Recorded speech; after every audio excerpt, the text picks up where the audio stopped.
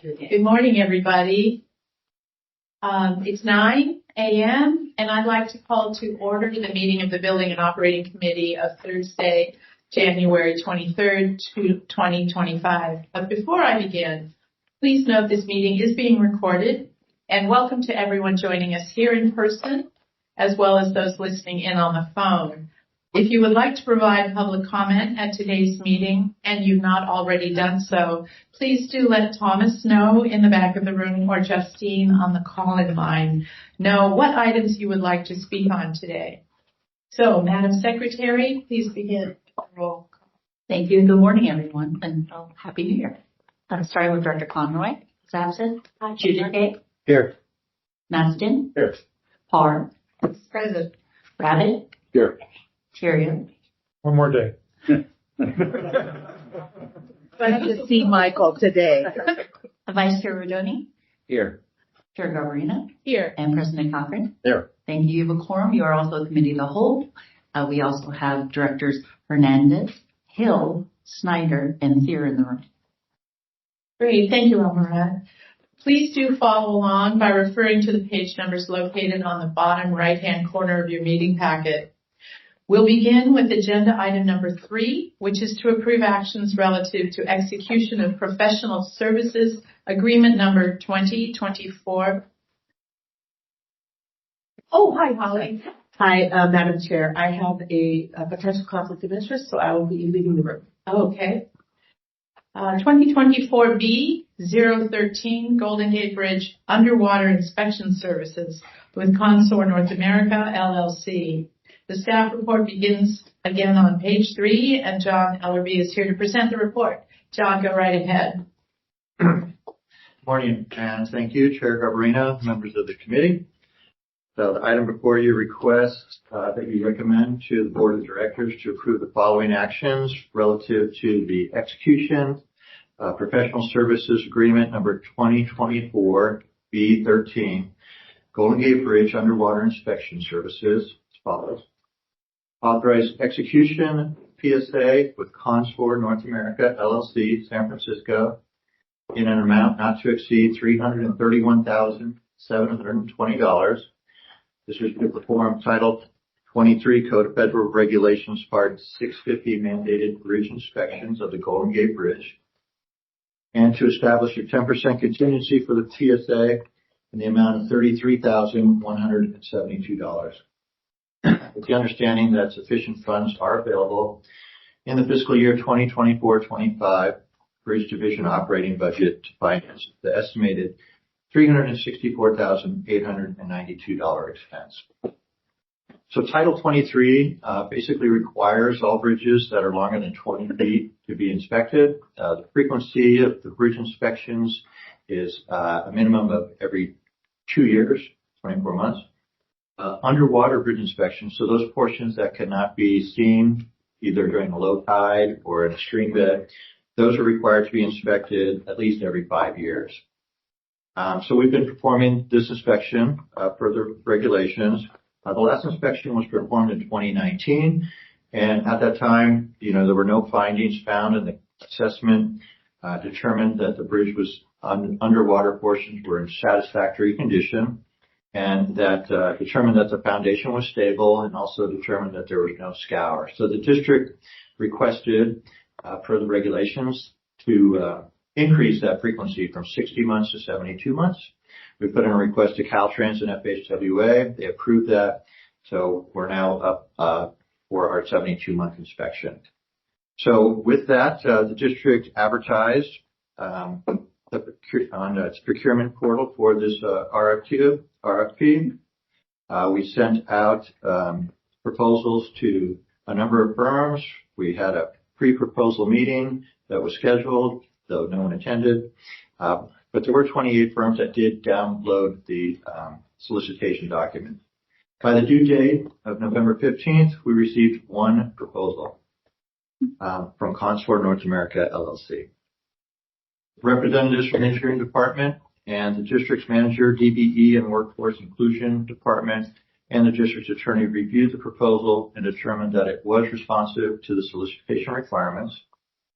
So the district has a selection committee which consists of directing civil engineer, or senior civil engineer, and also a representative from Caltrans Structures Maintenance and Investigation from their toll bridge program.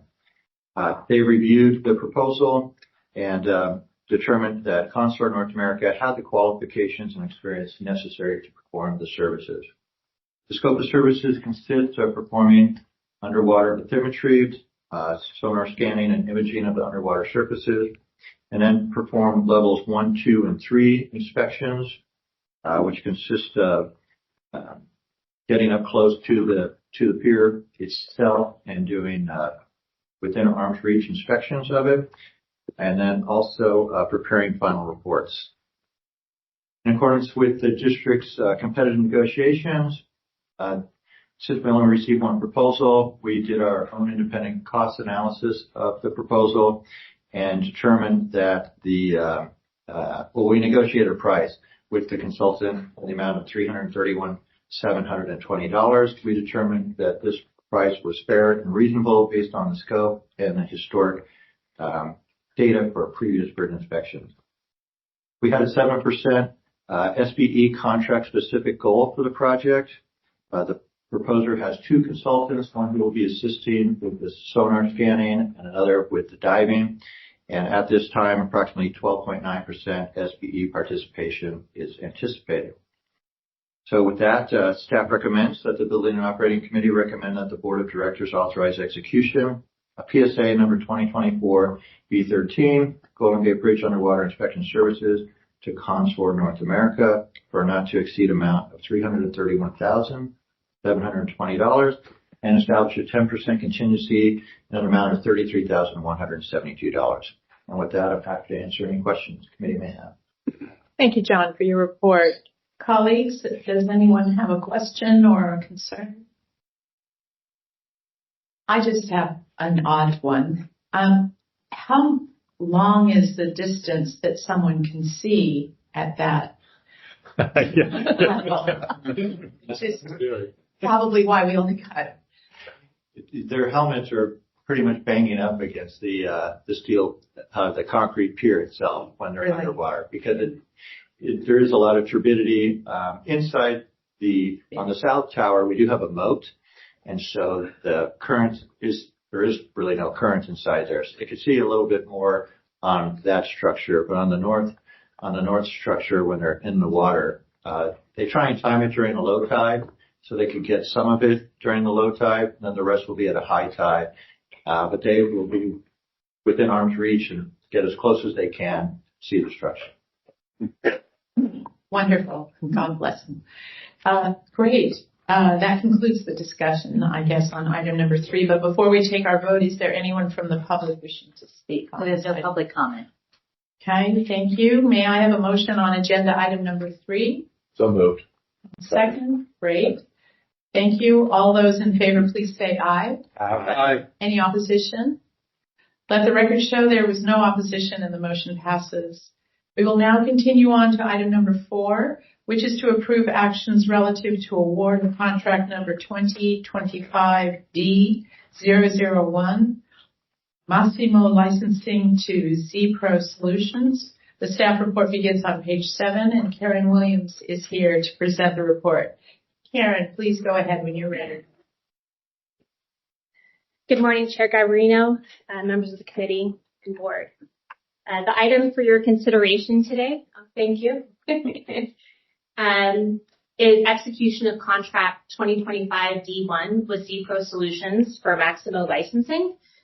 Maximo is the district's enterprise asset management system. It's used primarily by the bus and ferry divisions for asset maintenance and management, for NPD reporting and state of good repair compliance. It also serves as the district's primary procurement system. Over the next 2 years, we'll kick off in about a month or so, bringing the bridge division to Maximo. That calls for an increase in users and in consumption. IBM is the owner and developer of Maximo and provides our current contract for licensing. That contract expires this month. So we're in a position that we need to renew that contract. taking into consideration that IBM is also changing its licensing structure from a user-based licensing structure to a points licensing model. That, in combination with the user increase, requires a new contract. The new contract, as I said, will also cover those additional users from the Bridge Division implementation. So IBM's products, such as Maximo, are available from the State of California licensing program, as well as other non-SLP resellers. The district received 3 bids, of which Z-Pro Solutions out of Naples, Florida, which is a certified DBE, provided the lowest cost proposal. Procurement staff believes that moving forward with the lowest cost proposal from Z-Pro is in the best interest of the district. By approving this item, the board will approve award of contract 2025 D1 to Z-Pro Solutions of Naples, Florida, for licensing, maintenance, and support for the district's Maximo application for a 3-year term for a total not to exceed amount of $859,278.95. Additionally, will authorize the general manager or his designee to approve amendments to the contract to allow for future years annual recurring maintenance and support for after the 3-year base term, providing that funding has been allocated in the annual budget and such renewals are in the district's best interest. The fiscal impact of this contract, requisite funds for the first half of year 1 of Maximo licensing are included in the 24-25 district division operating budget, with subsequent years budgeted accordingly in future operating budgets. And with that, I'm available for questions. Thank you, Karen. Colleagues, does anyone have a question? Michael. For those of us mired in an analog world, what is the distinction between a user-based and an app point licensing structure? Yeah, we've struggled to understand that. It's a new licensing model in which, instead of having named users with an associated authorization to use specific modules, we have this suite it's like a bucket of app points. So every users can come in and out of the system using modules that not only have we purchased, but are available to us. So it's like a bucket of just rights that somebody can consume. Does that make sense? Not really. Kind of, Yeah. but what the variation in terms of responsibilities and charges are, so a little oblique, shall we say? I'm sorry, say the question again? What the variation in terms of delegation of responsibility and charges and so on, what those things are is a bit oblique. There is some structure behind it. Opaque. Yeah, there is some structure behind it. It does allow us flexibility in using the application. We're not as restricted to specific modules. It does allow us flexibility.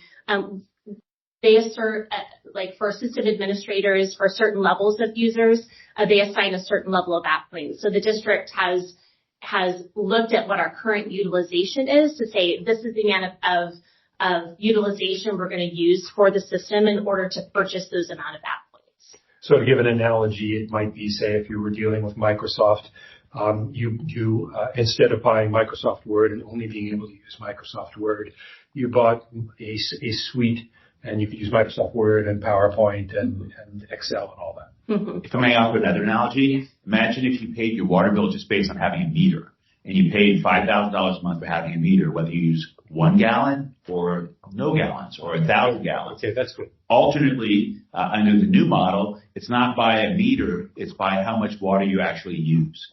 And so that's kind of an analogy that for a homeowner is perhaps understandable. Yeah. Anyone else? Okay, that concludes our discussion on item number 4. But before we take our vote, is there anyone from the public that wishes to speak on this item? We have no speakers on this item. Okay, thank you again. And we have a motion for item number 4.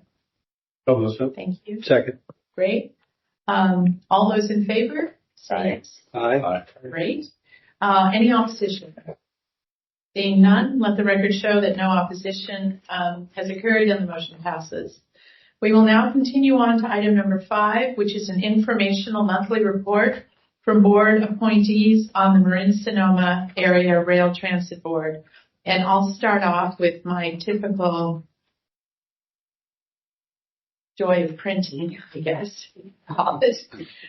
We've had a couple of board meetings one board meeting since the last time we spoke. So I have the summary, but I think the highlight, and I don't want to take anyone's thunder from my colleagues Barb and David, the ridership continues to grow. But the attendance at the ribbon cutting for the Petaluma North Station, I think, Barb, we should let David talk about that. It was unbelievable, and I think it has a lot to do with free beer. Or something, maybe free food. Yeah. With that, go ahead. No, we did have the ribbon cutting for the Petaluma North, which is on Petaluma East, but in railroad talk, it's north-south. The Petaluma North Station. Say what? A couple. Yeah. Well, I always think of it East Side Petaluma Station, but it's called Petaluma North. And there were about 500 people that showed up. And Lagunitas, which is up the block, had kind of a New Orleans style band. And they actually led people back up in New Orleans style back to the brewery, and 2-for-1 cards that they're handing out. So I think it's a great, and actually this weekend, I think, Dennis, there's a ribbon cutting for the McGinnis Parkway. Yes. So hopefully Guinness can come through. I think we just have beer sponsors, right? We'll have 500 people or more at every ribbon cutting. I think the 500 people, though, really is indicative of kind of the anticipation of that station opening, but also that people are really appreciating the train and the ridership and the excitement that's out there. So I felt that was very good. I will make one note. Yesterday at my last MTC meeting, we did pass the final Plan Bay Area 2050 Plus, which has the physically constrained transportation plan, and Smart to Cloverdale was included. And it was controversial. It wasn't included at first.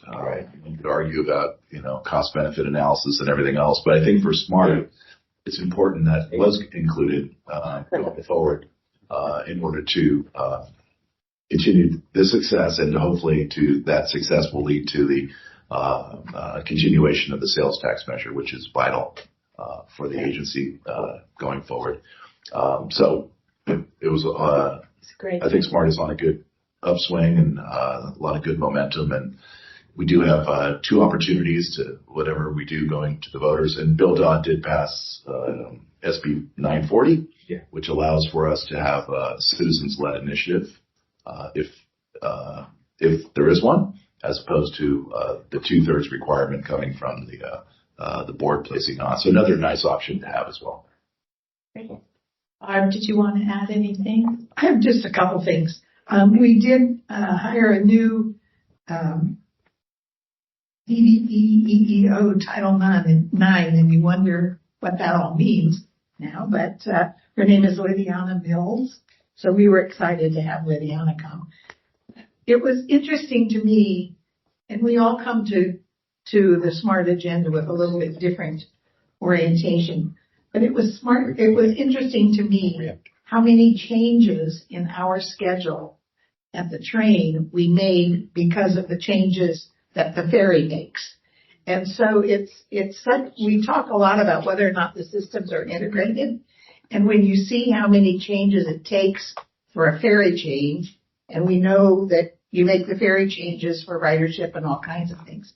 But just one of the statistics, and you don't have to remember this, but it says adjustments were made in response to Golden Gate ferry schedules, reducing ferry trips from 38 to 32, and that caused us to adjust 11 of 16 trips. So we are trying desperately as an organization, a Bay Area organization, to make sure that everything falls together. It's just hidden. Nobody sees that. All they see is the train they miss or the ferry that leaves them on the dock or whatever happens.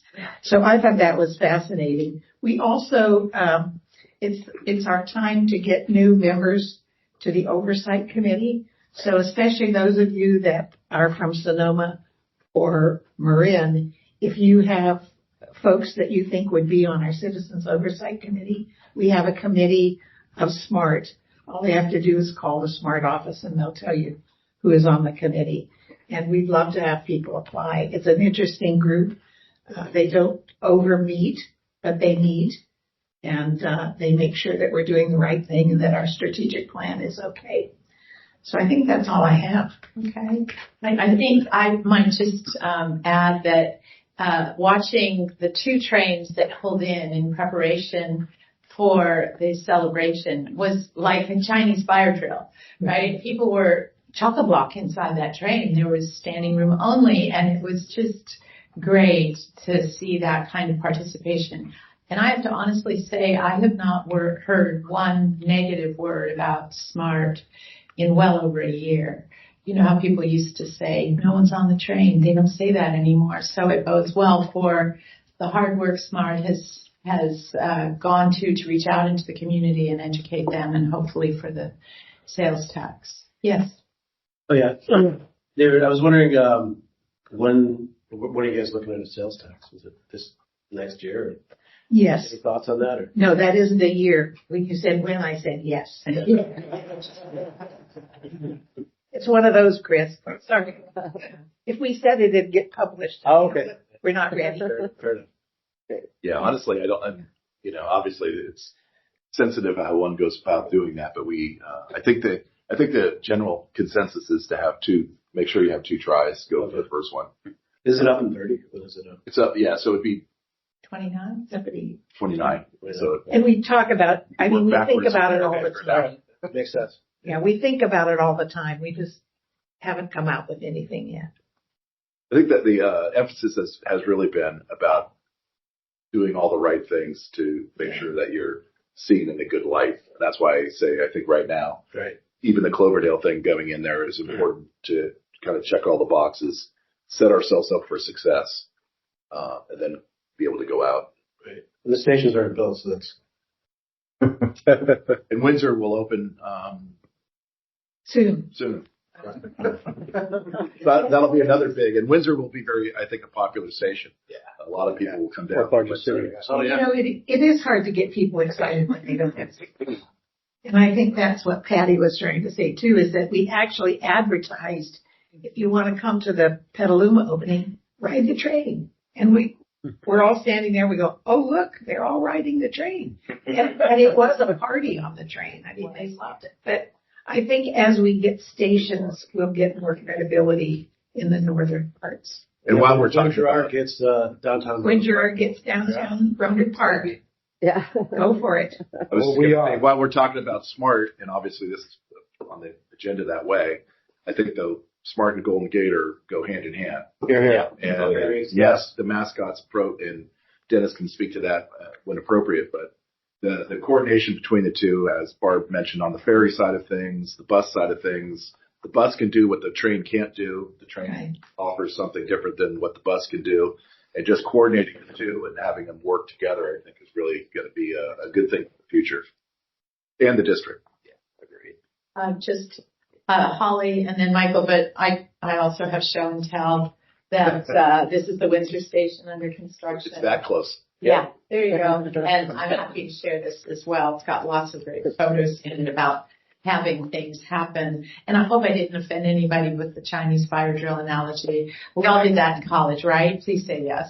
Because I did. Okay, Holly and then Michael. So I just wanted to add on to that. I attended the ribbon cutting. It actually was amazing. Somehow SMART knows how to do this, where they cut the ribbon right as the the new train is passing through the station. And I just wanted to encourage my fellow directors, to go to the next SMART event to really see the energy, the enthusiasm, the excitement, and the support. Everyone was there from, the congressman on down to people like me. And I'm hoping someday we get the SMART train to come to Tiburon. That's my wish. Saturday, 11 o'clock at the McGinnis Station. There you go. It'll be great. Yes. Any questions? Michael? No question, just a little praise for SMART. I wrote it earlier this month. I'll write it again next Wednesday. There were swans in the marshes between Novato and Petaluma. Yeah. If you want to ride along, look out the window, there they are. I was able to prove I was old, so I rode for free. Oh, good. Yes. Okay. Yes, go ahead, Jim. Thank you. Not to forget the little guy, but Mendocino Transit Authority also adjusts its schedule based on Golden Gate and Santa Rosa, and now SMART, and I'm sure once Windsor's up and running, it'll be changing again. So just so you know, everybody's looking at what we say that because we get a lot of flack. Yeah. All of it great examples of teamwork. Yeah. Anyone else? Okay, that concludes discussion on item number 5. But before we move on, is there anyone from the public who wishes to comment? We have no comments on this item. Okay, as you all know, there is no action required for item number 5 other than for me to thank David and Barb. So we will continue on to item number 6, which is the status report on engineering projects. They begin on page 11. John, please begin with your report. Morning, thank you. Yes, my written report is before you, and I would like to bring your attention to a few projects in the report. First, the suicide deterrent and wind retrofit project is continuing. The contractor is concentrating on completing the work on the east side of the suspension bridge between the main tower and the north anchorage housing. And they're also continuing with the removal of the temporary access platforms that are still up that were used to support the work primarily on the south side of the bridge. With regard to the suspension bridge seismic retrofit project, engineering staff and its design consultant are continuing working on modifying the plans and specifications in response to the CM contractor's recommendations on ways to improve constructability and increase production on the project, and hopefully that will result in a more economical price tag on that. The Vista Point Trail project began this week. This is the NPS project to improve that trail. The contractor mobilized to the site. They took over a large portion of the northwest parking lot, if anyone uses that. And they're also establishing a staging area on Conselman Road for those of you who use Conselman Road. And we're coordinating that between all of our projects.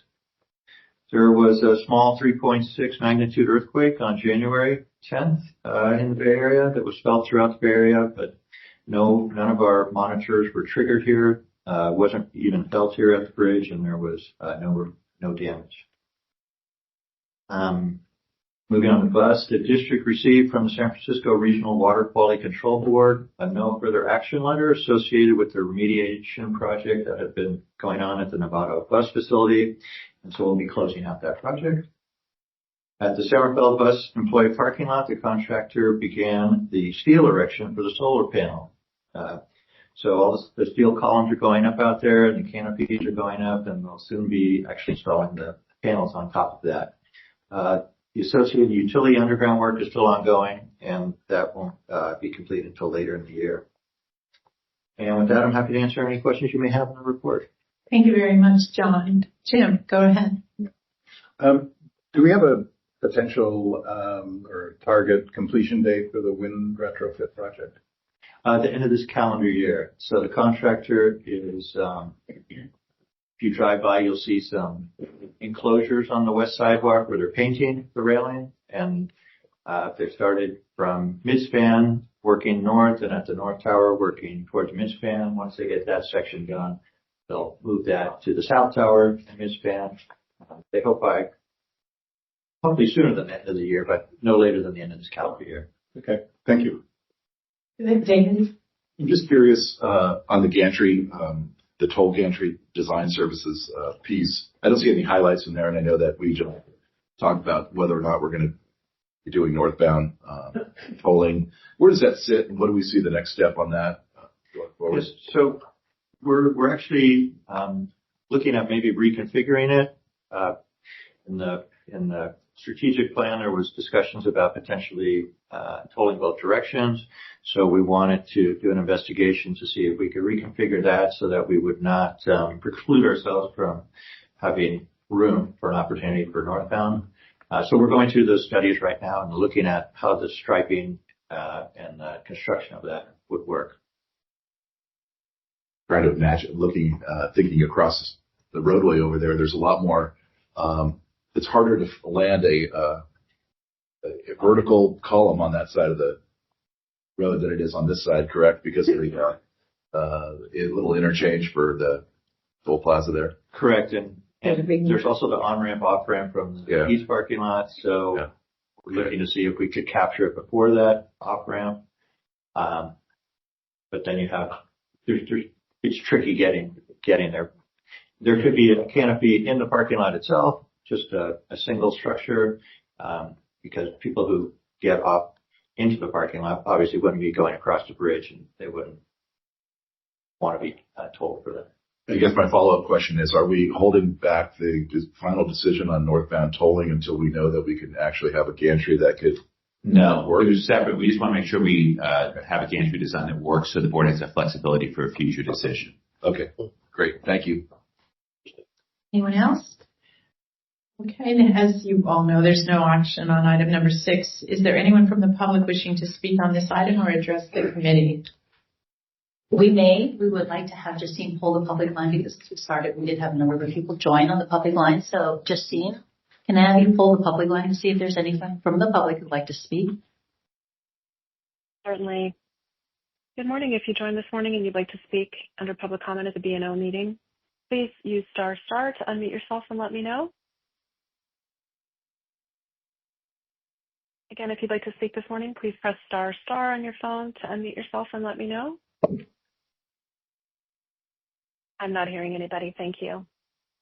Thanks, Justine. So we have no speakers on the public line and I have no speaker cards for this committee. Okay, thank you. With that, we've reached the end of our agenda. May I have a motion to adjourn this meeting? So moved. Second. Hearing no objections, that concludes the meeting of the Building and Operating Committee. Thank you all. The time is 9:34.